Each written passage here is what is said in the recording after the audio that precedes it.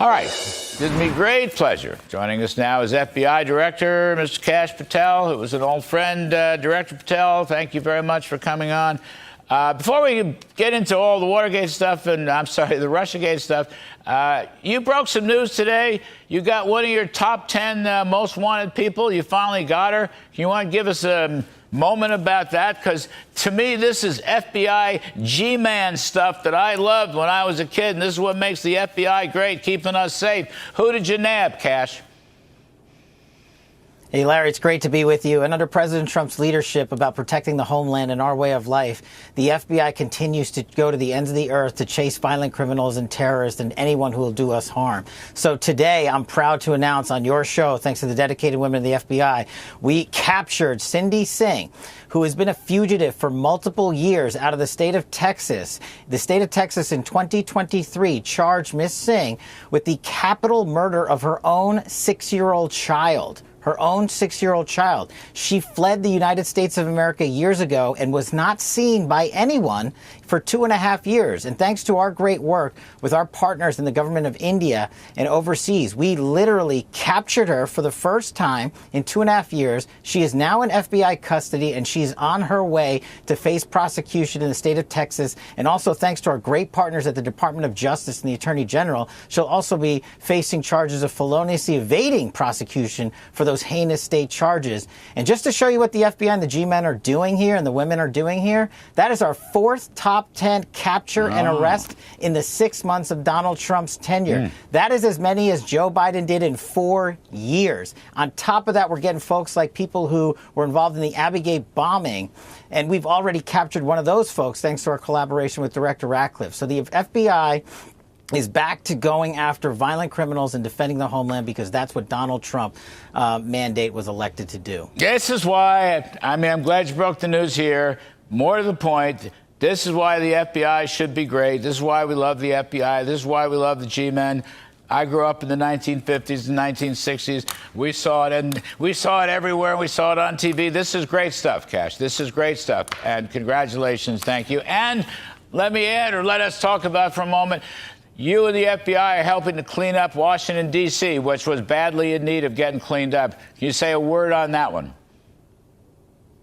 Absolutely, Larry. Look, thanks again to President Trump, his initiative to clean our streets and rid of violent criminals, starting in our nation's capital. Let me speak to just briefly what the FBI did last night. FBI had 41 arrests last night, including 6 gun seizures and 8 drug seizures. That's 8 drug seizures and 6 guns off our streets. Now, the totality and the brilliance of the Trump administration and the Department of Justice, combining forces with DEA, ATF, and the U.S. Park Police and our local law enforcement authorities, in just 1 week alone, we have 550 total arrests of violent criminals, including dozens of firearms and 40 drug seizures, to include narcotics, meth, fentanyl, cocaine, and violent crimes such as rape, homicide, assaults, all here in our nation's capital. Larry, I live here now for most of the time, and when you walk around the streets, you'll notice a difference. And that's what President Trump was talking about when he said we're going to clean up our streets. And that's how serious the DOJ is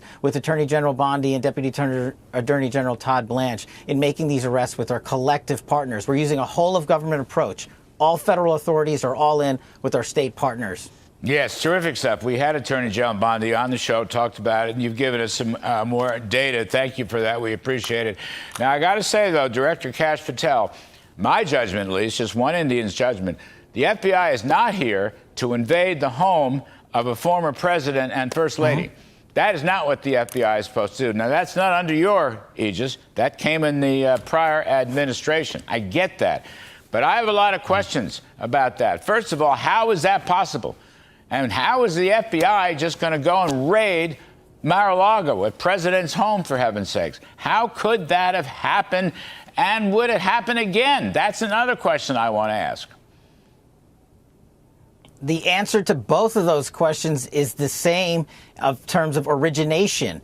It was a total weaponization and politicization by the FBI and DOJ in the Biden administration, dating back to the Obama administration, that led not only to Russiagate, as you opened up with, but to the invasion of Donald Trump's private home in Mar-a-Lago. There was, as we now know, thanks to the federal courts, there was no constitutional basis to do so. There was no lawful predicate to open that investigation. But once you let the politicians run the FBI and DOJ and weaponize it against their political opponents, like they have done for years against Donald Trump, back to Russiagate and to his home, we are now showing and exposing again the weaponization. And to your second point, once we rid, and that's what we're doing here at the FBI, ridding this place of its former leadership structure that did that weaponization, and we're giving accountability to the American people as we find it. As you highlighted, myself, Director Ratcliffe, and others in the intelligence community are declassifying documents at a great rate to publicize what we're finding so the American public can read it for themselves. Kash, has there been a full investigation of the Mar-a-Lago invasion? Why, where, when, who did it? You talk about the leaders. I guess we can blame the leaders of the FBI, but there are a lot of people on the ground. I don't know how that all works. Question, has there been a major league investigation? I don't think the public is aware of one, or if there is, what the conclusions were. Look, Larry, on this one, as you know, I got to be careful in terms of what investigations we formally have open. But you know this from me. I've been on the Russiagate beat for about a decade, dating back to my time with Congressman Chairman Devin Nunes, exposing the corruption at the FISA court, the illegalities and the weaponization there, and the involvement of Hillary Clinton's campaign to directly fund and weaponize the Department of Justice and the FBI. And what I'm committed to here as the director of FBI is to root it all out. And here's the thing, Larry, we are answering questions publicly so the public knows what we're doing in terms of whether or not we have an investigation. Putting that aside, these documents show that people in leadership positions may have lied. Brennan, Clapper, Comey. We are not going to leave one document unturned. That is why we are going out throughout this building and throughout the country and finding these materials that they wrote down in burn bags and tried to destroy. And all of it, in my opinion, we are going to show the public, at least through the declassification process and the documents we're producing, that it is public. And whether or not this investigation is going as far-reaching as it should, I will just answer you with this. While I can't comment on the investigation itself, me specifically, have shown the American public time and time again of the weaponization, and now I'm the director of the FBI, thanks to Donald Trump, and we have a great Attorney General in Pam Bondi. And where we can find accountability, we are joining forces literally on a daily basis to do so, especially on the matters involving Russiagate. No one knows it better than the team we've built here. Listen, I know. I mean, you've been on this show many times. We've talked about it on this show many times. We've talked about it on the radio show. But, Kash, can you say there is an investigation of the FBI's role in that invasion? I am, of course, overseeing the current matters that the FBI involved themselves with from Russiagate on. And whether or not there's an open investigation, Larry, I think you know that I can't answer that, but I think you know that our partners across the IC would not be divulging this type of information if it did not serve some sort of use. For me, specifically here at the FBI, I can't speak for them. And of course, I won't speak to any charging decisions on any matters. That will come with the collaboration of our great partners at DOJ, who work hand in hand with us every day. I know. All right, let me ask follow-up, though. Have the leaders, it's under a different regime. You came in, you're there now, the leader. But have the old leaders who assigned this and directed this operation, have they been dismissed from the FBI? Every single person that has been found to have weaponized or participated in that process has been removed from leadership positions. And if and when we find any others that are involved in this, as you know, this is a 37,000 person agency, we are going to take swift action just like we have. And just look at the record of the people that have been dismissed for their actions and what they're saying when they get out there about how they personally opined about the weaponization of this place, just like one of Peter Strzok's friends did recently this past week. Right. That's how we know we're finding the right folks. Right. And we're going to keep doing it. It's not done yet, but we're going to stay on it. All right. I get it. Thank you for that answer. I know you're going as far as you can go. Another question. Why was Mar-a-Lago invaded? What were they looking for? This is speculation. No one knows to this day. I mean, it happened several years ago. We'll probably be talking about this for years ahead. The subject of Russiagate came up at the Alaska meeting of the two leaders, Russia and the United States, Putin and Trump. What were they doing there, Kash? Does anybody have any idea? Why was the FBI? What was the FBI looking for? Creating a crime where one did not exist. The answer has been definitive. There was no crime. There was no predicate to go and invade Donald Trump's home. We have answered that definitively. Now, you know me, working backwards from that point, we are going to hold people accountable who weaponize that system of justice for the following reason. We, the FBI, must restore accountability and credibility to the American public so we can arrest more top 10 predators, so we can go after more terrorists, so we can find the other people involved in Abbey-gate. These are the cases that matter to the FBI, and the distractions, to put it mildly, from the prior leadership regime are what thwarted the American public's belief and credibility in the FBI. And so when they do raids like Mar-a-Lago, now the American public knows it was made up. It was completely false. It was completely unconstitutional pursuant to our judicial courts. And we are working into those matters to say, why did you do it? We know there was no reason. Now it's time for accountability. And that's who we're talking to. And by the way, Larry, I'd like to announce on your show, if you got nothing to hide and you were in DOJ and FBI before, you're welcome to come talk to the FBI at any time. And if you don't want to come talk to us, we're going to come find you and we're going to put you in an investigative position and posture that will make you feel very uncomfortable. Kind of like you did when you weaponized the government. The only difference is we're going to be doing it on a factual, legal, and constitutional basis to do so. Is there any doubt in your mind that the progenitors of this whole Russiagate nonsense was Barack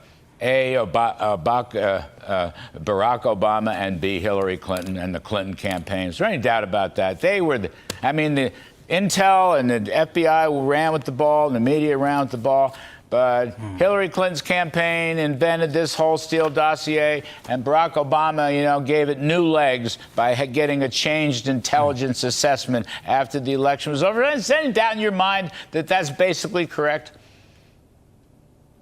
No. And look at the ICA that was just declassified by Director Ratcliffe, the Intelligence Community Assessment. It literally shows in the declassification that people did not follow appropriate procedures, and Brennan and Clapper and Comey put their thumb on the scale and said, oh, this document has to be written in such a way that it shows such a baseline so that President Obama at the time and Hillary Clinton could use it to weaponize justice. And look, that's not me saying it. That's in the documents, and that's why this investigations of this matters are going on in the public as much as we can, so we can bring them along. I know you reported on Russiagate from jump, but there weren't many that did so credibly. You bet we did. So, you bet we did.